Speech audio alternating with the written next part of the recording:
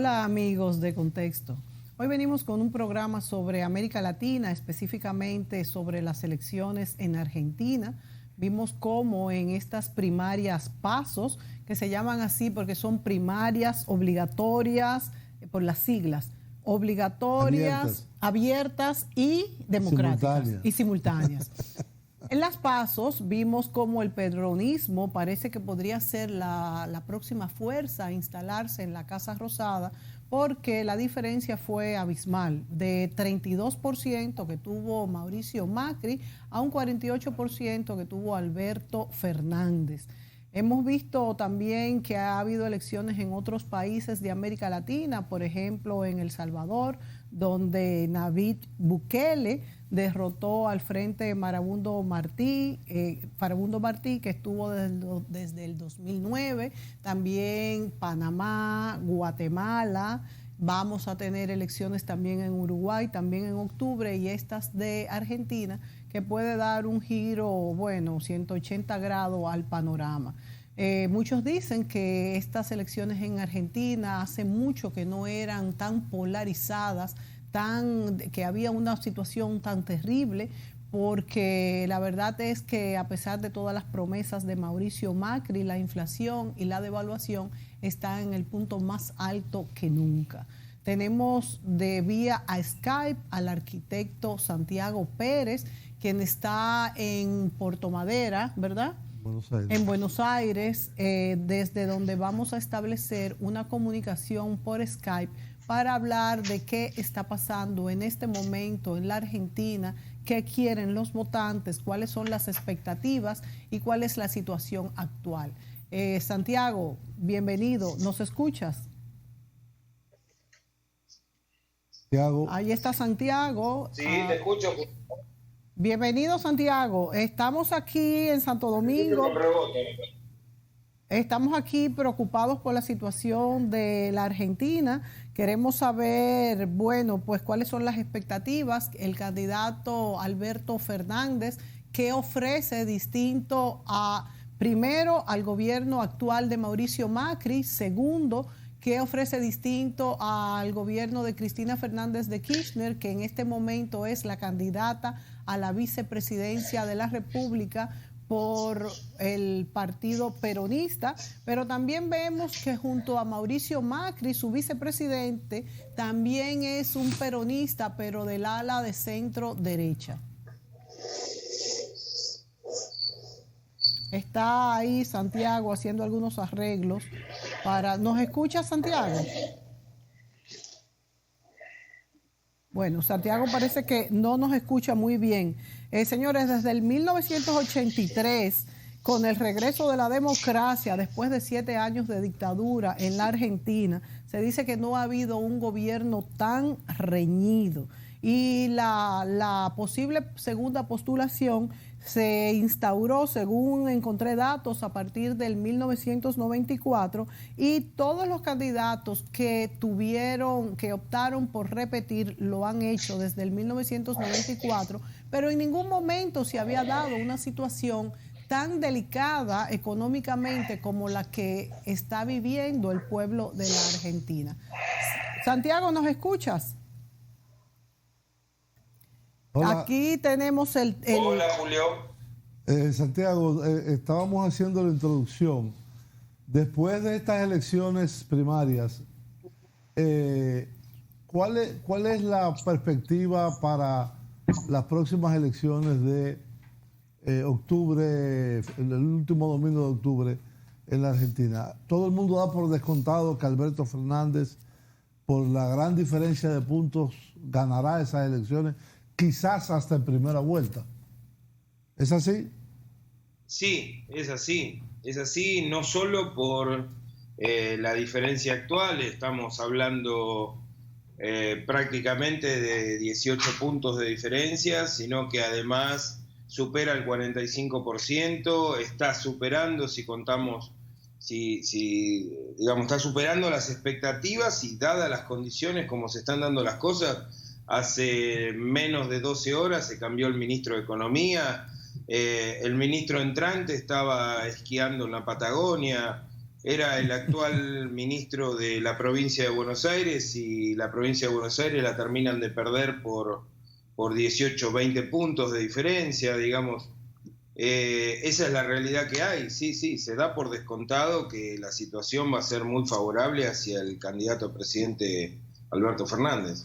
Ahí hubo una reacción al día siguiente, el día 12 de este mes, de las bolsas de valores, el tipo de cambio, los mercados financieros, vamos a decir, negativa. El peso perdió una cantidad sustancial de su valor, de 43 pesos por dólar, pasó casi a 62 o más.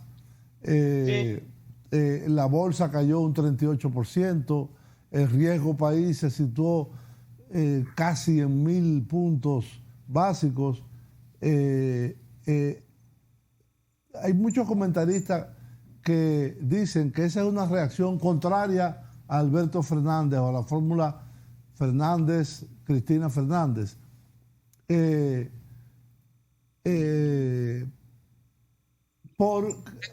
piensan que pueden venir las mismas políticas que calificaban antes de populistas de los gobiernos de Kirchner y de Fernández. ¿Cuál es la realidad? ¿Qué propone hoy Alberto Fernández y Cristina? ¿Cuál es la realidad? Mirá, la realidad en primera instancia es que el día viernes pasado, antes de las elecciones, el día viernes pasado de la semana anterior, sí, antes de las elecciones, el dólar estaba 46.60, 46.70, había cerrado en los mercados. El lunes, después de las elecciones, el dólar abre a 51, rápidamente pica a 63, y no había señales de que la divisa respondiera. En definitiva, no había señales de confianza de los mercados.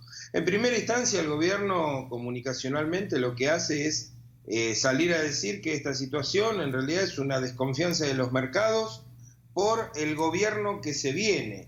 Digamos, este mensaje de hasta ahora, en estos 4 años, de que la culpa es de los que se fueron y ahora la culpa es de los que van a venir sin hacerse cargo de la realidad, se llevó a ese extremo.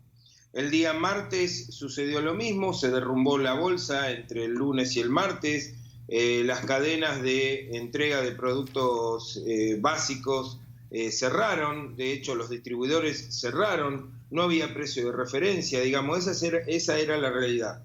Hasta que el día miércoles, desesperado ya el gobierno de alguna manera, lo que hace es establecer un diálogo con el candidato, hasta ahora en ese momento Alberto Fernández, y el candidato Fernández simplemente lo que dijo es: no me parecería mal un dólar a 60, y automáticamente el dólar se planchó en 55, 57, y los mercados empezaron a responder. Entonces la pregunta sobre la marcha es: ¿los mercados descreen del gobierno que va a venir, o en realidad los mercados descreen del actual gobierno, perdieron total y absolutamente la confianza? El presidente, después de hablar, pasa de 1.600 puntos a 1.800, 1.870 puntos de riesgo país. Digamos, la única verdad es la realidad en esto, Julio. Esa es la situación actual. A partir de esa intervención del candidato a presidente, Alberto Fernández, los mercados se tranquilizaron. Se recibió el día viernes, hace 48 horas, se recibió una carta del Citibank invitando a Alberto Fernández a la sucursal de Nueva York como gesto de diálogo por el gobierno que viene. Los mercados se siguen tranquilizando. No sabemos, hoy es día no laborable, por ende los mercados locales no están funcionando. El nuevo ministro Hernán Lacunza asumió de hecho todavía técnicamente no asumió, pero se hizo cargo de la situación hace escasas 10 horas, no sabemos cómo van a reaccionar los mercados. Ahí es donde en el minuto a minuto nos vamos a dar cuenta que la confianza hacia el gobierno se diluyó total y absolutamente. El establishment no quiere más hacer negocios con este gobierno, esa es la realidad también. Más allá que lo más grave aquí en esta situación es la realidad socioeconómica, ¿no? Es la realidad acuciante que está sujeta, está sometida a la sociedad en el día a día. Santiago, ¿pudiera ser que los mercados también se pusieran nerviosos porque Alberto Fernández ha dicho que no va a hacer acuerdo con el FMI? Y sabemos todos que el acuerdo con el FMI ha causado grandes heridas en todos los pueblos argentinos, pero muchos dicen que de no haber sido por esto, Macri no hubiese podido terminar su gobierno. ¿Cuál es la situación en cuanto a la postura de Alberto Fernández con el FMI? ¿Me escuchas? Bueno, no sabemos si nos está escuchando Santiago Pérez, pero esto es una de las diferencias incluso que se han anunciado. Sabemos que una cosa es el discurso presidencial, la retórica, y otra cosa es cuando se ven de frente a la realidad. Santiago, ¿nos escuchas ahora? No nos está escuchando Santiago todavía. Vamos a ver si Hola, Santiago.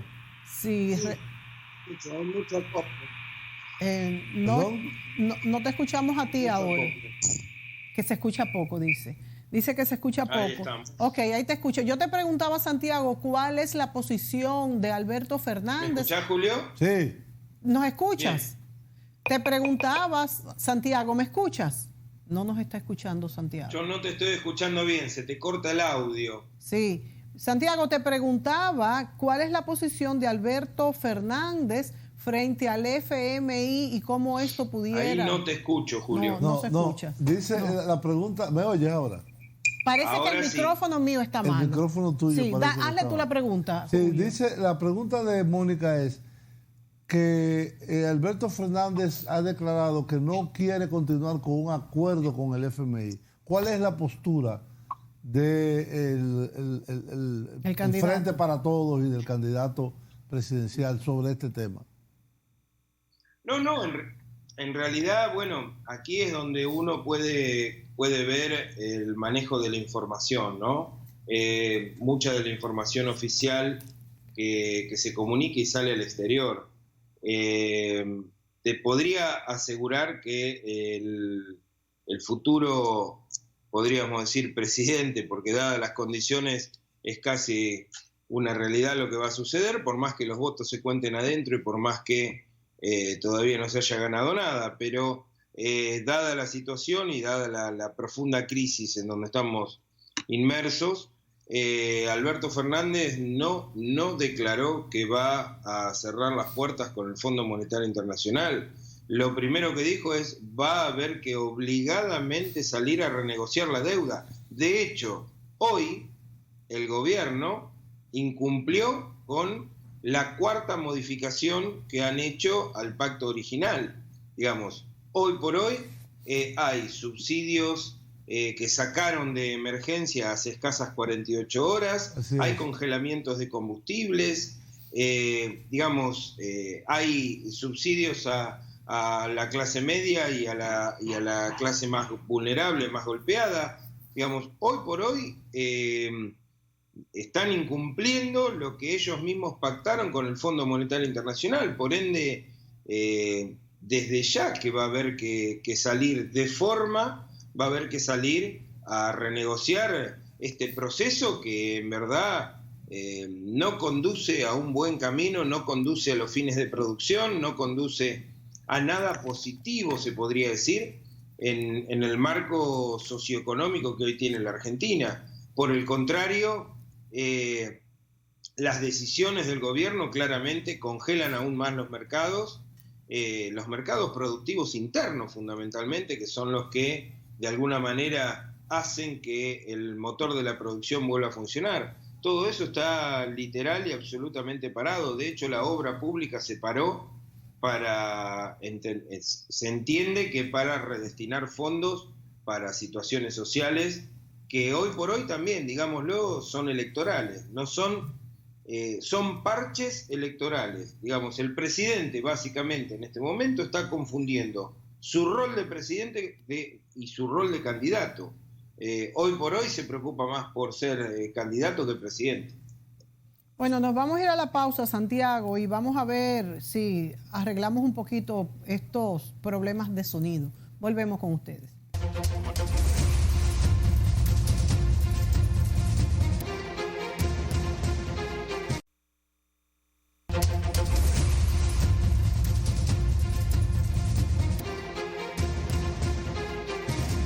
Bien, amigos, continuamos este programa especial sobre las elecciones primarias, las PASO llamadas en Argentina, con el amigo ya habitual en nuestro programa sobre temas de Argentina y temas de otro tipo, Santiago Pérez. Y pasos es, Julio, para concertar, abiertas, simultáneas, obligatorias. Esa es las siglas PASO. Exacto. Que es como una preelección. Y es muy curioso, Santiago, tú me corregirás, que es como decir las primarias en nuestro país. Sin embargo, todos los partidos en Argentina en esta ocasión creo que solo llevaron un solo candidato. Pero hay que hacerla de todas formas. Pero hay que hacerla de todas formas y entonces... Fue como una preelección. Exactamente. Entonces esto resulta como una preelección nacional. ¿Verdad, Santiago? Sí, llevaron un solo candidato en las categorías superiores, categorías a presidente, categoría a gobernador, categorías a diputados y categorías a senadores. Sí hubo paso, es decir, sí disputaron interna en las alcaidías, digamos. En el caso de la provincia de Buenos Aires hubo 293 listas disputando en 135 distritos.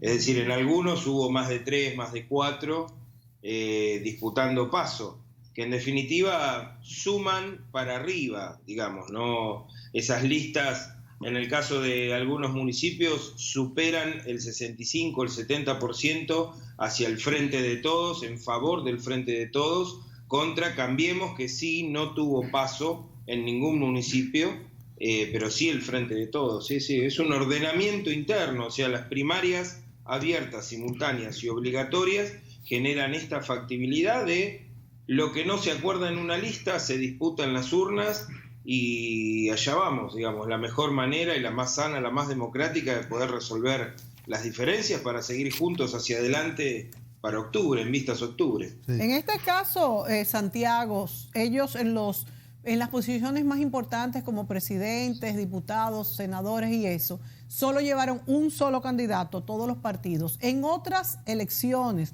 después que se han instituido las elecciones primarias pasos, ¿ha sido así o esta es la primera vez que ya tienen el candidato definido?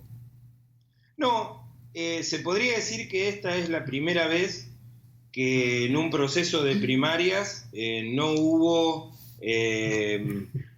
internas, digamos, que los partidos políticos acordaron en el marco de un proceso de unidad, repito, en los cargos superiores, diputados, senadores, gobernadores y presidentes. En este caso es la primera vez que sucedió. Sí. Y siempre que se han presentado un candidato a una segunda elección, desde que está permitido en la Argentina, ha ganado, pero nunca ha estado la economía al punto tan deteriorada como en este momento. No, la verdad que ese es un proceso terrible. Pensar que la Argentina tiene en este momento casi 190.000 millones de dólares en deuda, de los cuales 133.000 se fugaron del país, que solo quedan 50 y algo, que se puede disponer solamente de 22.000 millones, de esos 22.000 millones no se están destinando para la producción y la reactivación, sino que se están destinando para la bicicleta financiera. Es muy importante que expliques, aunque ya lo has hecho en divisa en este momento, o sea, en ese marco, la verdad que no se dio un desastre tal desde épocas inmemoriales donde, la Argentina también gozaba de otra situación, digamos. En este marco, en este contexto, el desastre socioeconómico que nos llevó la actual administración no tiene parámetros. Hay un comentario que escuché recientemente. Las elecciones, la primera vuelta es en octubre 27 si fuera a haber segunda vuelta. No te escucho, Julio, se te corta mucho tu micrófono, perdón. ¿Me escuchas a mí? Sí. Bueno, decía Julio que en el caso de que haya una segunda vuelta en noviembre... No, mi pregunta era que hay personas que piensan que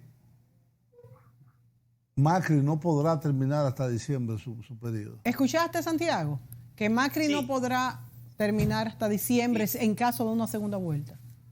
Si eso fuera así, a ver, como para ordenar, el proceso continúa en octubre, que es la primera vuelta, y si no hubiese diferencia de más de 10 puntos, o si el primero no superara los 45 puntos, estaríamos hablando de una potencial segunda vuelta que sería el 11 de noviembre. No obstante a ello, primera vuelta, resuelto en primera vuelta o en segunda vuelta, el 10 de diciembre Macri debe terminar su mandato. Digamos, la expresión más firme de Alberto Fernández en este momento es hacer todo lo que esté a su alcance para que el gobierno termine el 10 de diciembre. Ahora, en este marco de urgencia, en este marco de crisis, no sé cuál sería el resultado socioeconómico en la diaria, ¿no? En la gente, en el ciudadano que caminamos por el mundo, ¿no? Mortales que caminamos por el mundo. O sea, hoy por hoy, de la semana pasada a esta, en escasos 10 días, el salario se devaluó un 30%, como para tener un parámetro, ¿no? Hay desabastecimiento en muchos productos primarios. Toma el gobierno un manotazo de ahogado bajando el impuesto al valor agregado, bajando el IVA, que eso es coparticipación directa hacia las provincias. Si se baja la coparticipación a las provincias, ¿cómo subsisten las provincias? Digamos, este es un régimen federal, pero de administración unitaria, en donde la coparticipación pasa por el Estado Nacional y por muchos impuestos de recaudación directa, que, bueno, en este caso un manotazo de ahogado sigue perjudicando, digamos.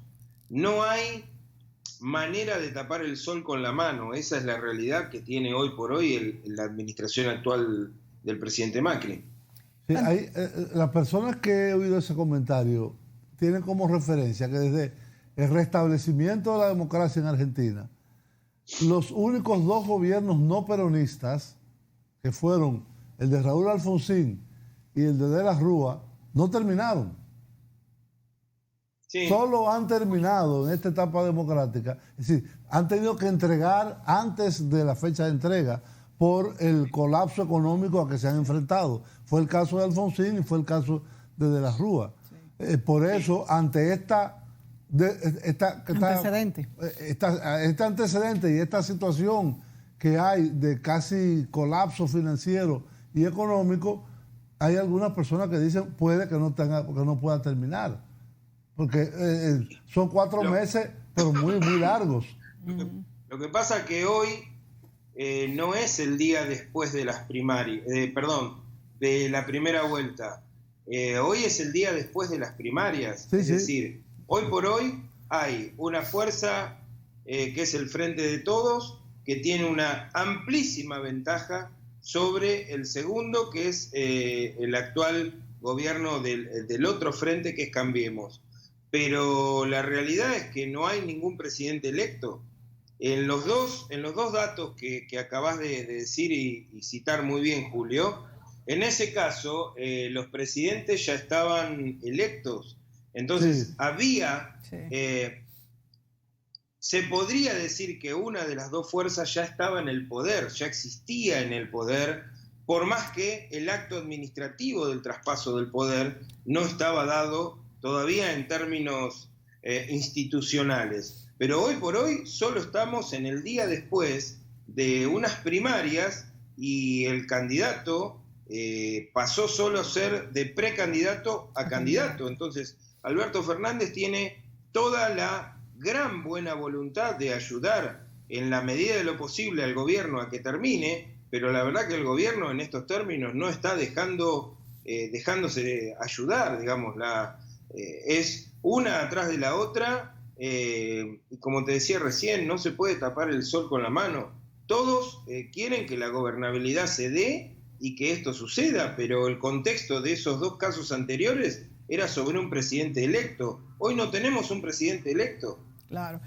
Santiago, hay algo que es bueno que tú expliques de nuevo, y es este concepto de la salida de los dólares de la Argentina, a pesar de los préstamos, a pesar de los préstamos también con el FMI, que es a lo que tú le llamas la bicicleta financiera, de cómo por más préstamos que se han pedido y supuestamente entrada de capitales que de hecho ya están saliendo, Argentina se ve sin dinero, y esto hace un hoyo terrible en lo que es la devaluación.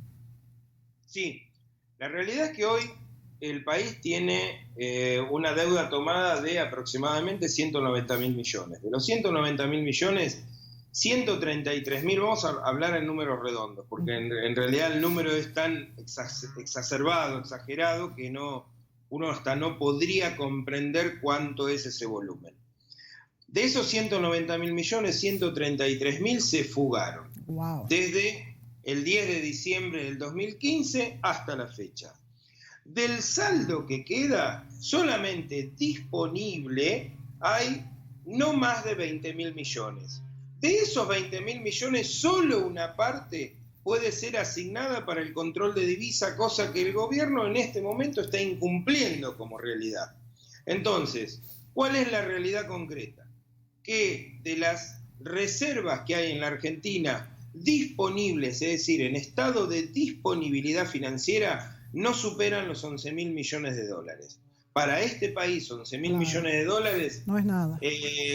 Se licuaron 3.500 millones de dólares en 48 horas después de la devaluación última de la semana pasada. O sea, ¿de qué estamos hablando?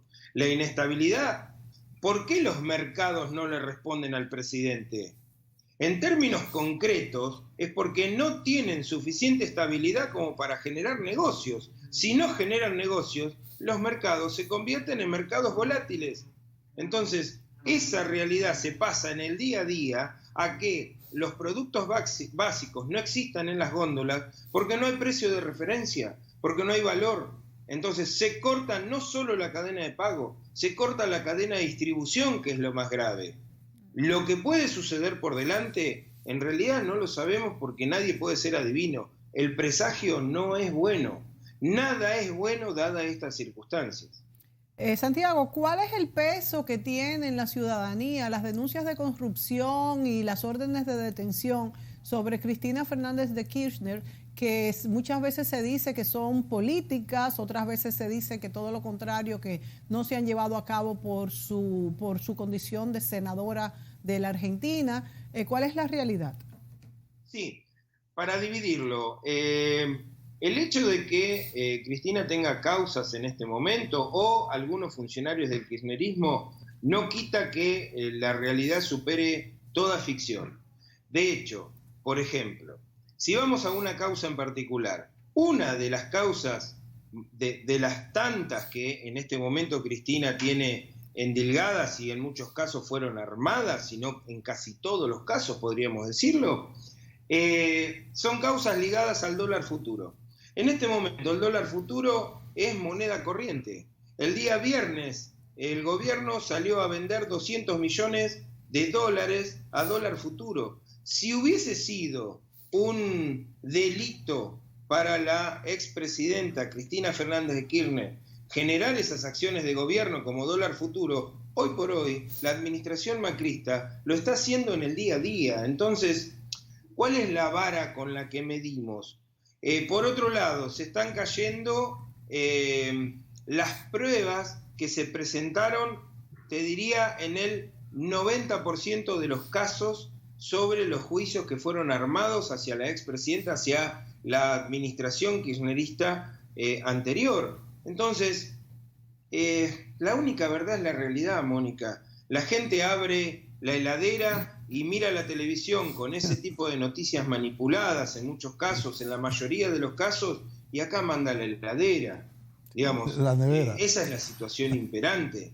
Si se cometieron actos de corrupción, que la justicia tenga las manos libres como para actuar y hacer lo que tenga que hacer. En eso Alberto Fernández lo ha declarado en muchas oportunidades, y yo creo que es una línea a llevar adelante. Los actos de corrupción deben ser sancionados si corresponde por la justicia, pero llevar un proceso legal como el que corresponde. Hoy podríamos decir que hay aproximadamente 30 presos políticos en la Argentina, donde alguna causa pueden llegar a tener, pero que la justicia actúe, pero en la mayoría de los casos, el resto de las causas claramente fueron armadas, sobradamente groseramente fueron armadas en muchos casos. Digamos, esa también es la realidad. La manipulación de la justicia, la verdad no tiene parámetros. El primer acto de gobierno que el presidente pide disculpas es pretender meter por la ventana a 2 ministros de la Corte, cuando los ministros de la Corte tienen que ser aprobados por el Congreso de la Nación, por decreto de necesidad de urgencia.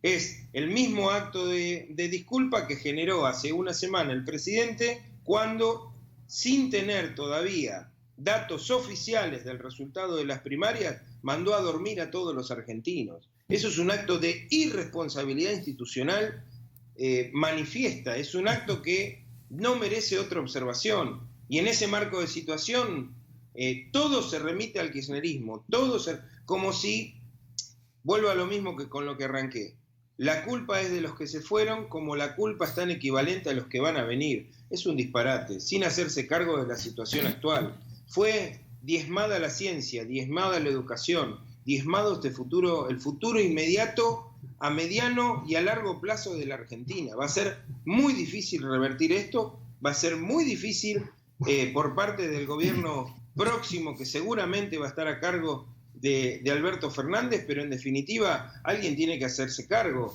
Y una vez más, a esta Argentina, en este proceso de desastre, el peronismo se viene a hacer cargo como para poder volver a levantarla.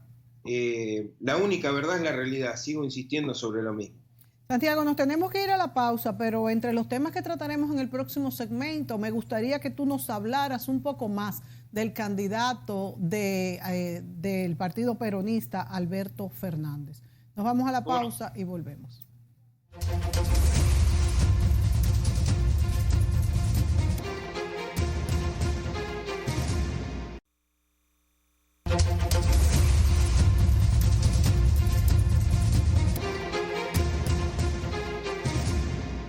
Bien, amigos, continuamos esta entrevista a distancia con Santiago Pérez desde Buenos Aires, con quien estamos hablando sobre la situación política y económica después de las elecciones primarias en Argentina y después del impacto económico que tuvo para la economía argentina los resultados de estas primarias. ¿Nos oye Santiago? ¿Nos escucha? Sí, los oyo. Hay algo que es importante esclarecer, porque el señor Fernández, Alberto Fernández, aunque tiene una larga carrera política en Argentina, fue jefe de gabinete de Ernesto Kirchner y tuvo creo que un año más también con Cristina, más otras obligaciones gubernamentales y políticas. En sentido general, él no es tan conocido como lo es Cristina, por ejemplo, que fue presidenta en 2 periodos. Si tú pudieras resumirnos, ¿quién es Alberto Fernández? ¿Cuál es su propuesta hoy en día ante la situación actual de la Argentina? ¿Y en qué diferenciaríamos no solamente de Macri, que es evidente, de la misma Cristina, sino de la propia Cristina, que va a ser vicepresidenta, sí. Pero que es un sistema presidencialista? Sí, claro. Así es. Alberto Fernández es un hombre que viene del peronismo, del campo nacional y popular, profundamente dialoguista, profundamente consensuador, pero con muy importantes y firmes convicciones. Alberto Fernández es un hombre que junto a Néstor Kirchner en su primer gobierno se hizo cargo de algo similar a esto. Sí. En cuanto a afrontar un país en crisis, un país con deuda, un país quebrado, y no le tembló el pulso en llevar adelante todas las acciones necesarias junto al presidente Kirchner en ese momento, como para que el país salga adelante. Por eso creo que Alberto Fernández va a ser un punto de bisagra, donde nuevamente va a tener que poner esa convicción y ese pulso firme para sacar a la Argentina. Es un hombre que tiene diálogos con los mercados, es un hombre que tiene diálogo con la clase media, es un hombre de profunda sensibilidad política y social. Es un hombre que sabe de qué se trata el gobierno, sabe de qué se trata administrar el poder, ha estado en esos espacios tan importantes y, en definitiva, acá no es momento para improvisar, no es momento para aprender cuando se tienen que ir, sino que es momento de llegar aprendidos, es momento de experiencia y fundamentalmente de mucho trabajo y mucho sacrificio. Yo creo que Alberto Fernández es un hombre que está dispuesto a llevar todo eso adelante. Hay un aspecto, Santiago, que me llamó la atención con esta marea de voto por el Frente de Todos, que agrupó prácticamente a todo el peronismo o las corrientes de sensibilidad kirchnerista, peronista, progresista, vamos a decirle. Que en las elecciones cuando ganó Macri no pasó. Massa estuvo en otro lugar y le sacó casi un 25%. Que si se le hubieran sumado a Scioli, hubiera también ganado. Que Scioli ganó en la primera vuelta, bueno, quedó en primer lugar, sí. Exacto, pero no en la segunda. Entonces, hoy en día va un peronismo unificado, con excepción de este señor que el es vicepresidente de Macri, que es Pichetto, pero sí, no tendrá un peso muy fuerte. Yo vi el mapa electoral que tú nos mandaste. Y me llamó la atención de que una provincia tan importante como Córdoba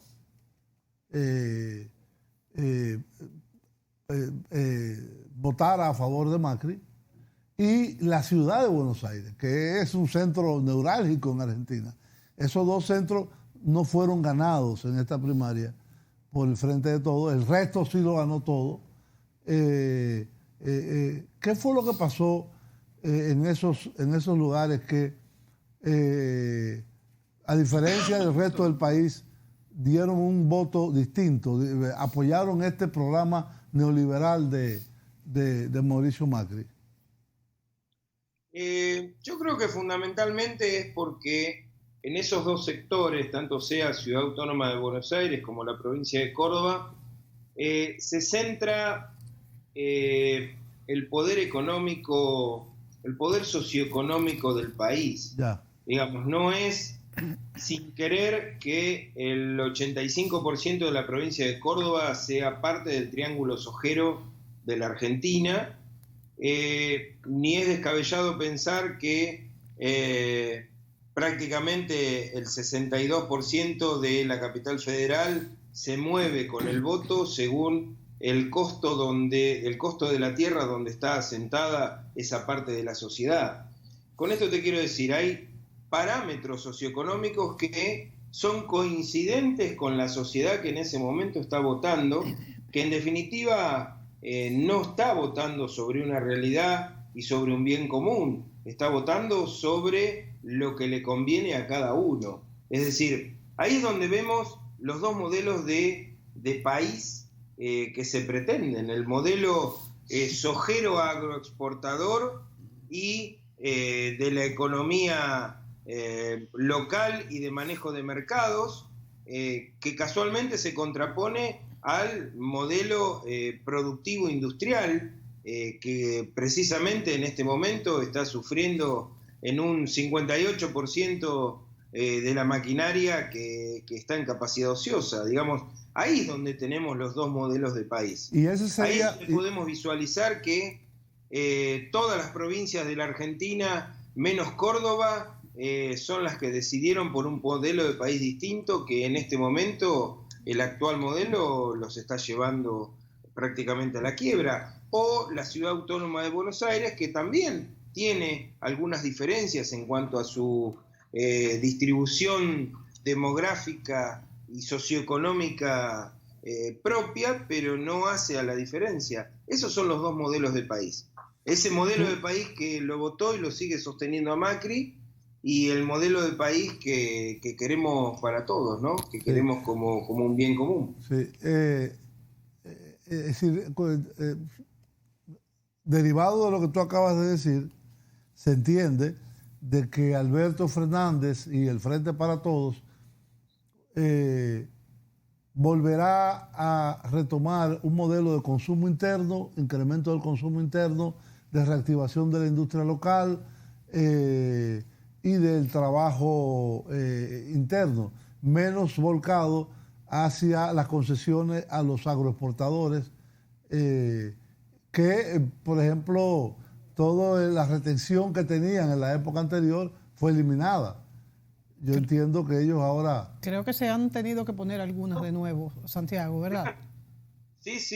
Acaba de reactivar hace 48 horas las retenciones al campo, el presidente Macri, porque de alguna manera tiene que equilibrar la balanza interna entre el IVA que ya no va a disponer en el consumo sobre las retenciones.